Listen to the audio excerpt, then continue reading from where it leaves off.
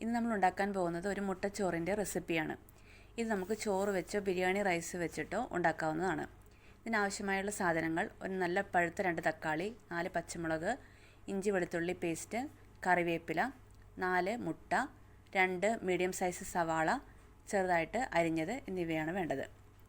അതിനുശേഷം ഒരു അടി കട്ടിയുള്ള കുറച്ച് വലിപ്പമുള്ള ഒരു കടായി അടുപ്പത്ത് വെച്ച് ചൂടാക്കുക.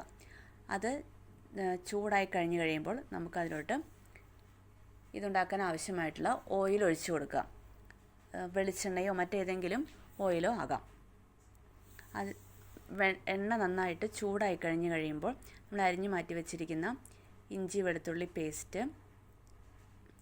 കറിവേപ്പില, പച്ചമുളക് എന്നിവ നന്നായിട്ട് ഇട്ട് വഴറ്റുക. അത് വഴന്ന് വന്നു കഴിയുമ്പോൾ അരിഞ്ഞു മാറ്റി വെച്ചിരിക്കുന്ന സവാളയും ഇട്ട് നന്നായിട്ട് വഴറ്റുക. അടി കരിഞ്ഞു പോകാതിരിക്കാൻ സൂക്ഷിക്കണം. സവാള പെട്ടെന്ന് വഴന്ന് കിട്ടാൻ വേണ്ടിയിട്ട് നമുക്കതിലോട്ട് 1 സ്പൂൺ ഉപ്പ് ആഡ് ചെയ്ത് കൊടുക്കാം.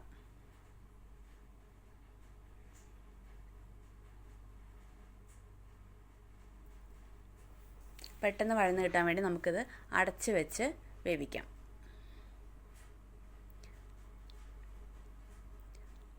ഓരോ മിനിറ്റ് കൂടുമ്പോൾ ഇടയ്ക്കിടയ്ക്ക് ഒന്ന് അടി ചേർത്ത് നന്നായിട്ട് വഴറ്റുക. അത് വഴന്ന് വന്നു കഴിഞ്ഞാൽ തക്കാളി ചേർക്കാം. തക്കാളി വഴന്ന് വന്നു കഴിയുമ്പോൾ നമുക്ക് അതിനാവശ്യമായിട്ടുള്ള പൊടികൾ ചേർത്ത് കൊടുക്കാം.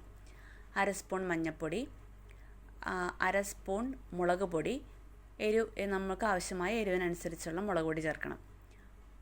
1 സ്പൂൺ മല്ലിപ്പൊടി, 1/2 സ്പൂൺ ഗരം മസാല എന്നിവ ചേർത്ത് പച്ചമണം മാറുന്നത് വരെ നന്നായിട്ട് അടി ചേർത്ത് ഇളക്കുക.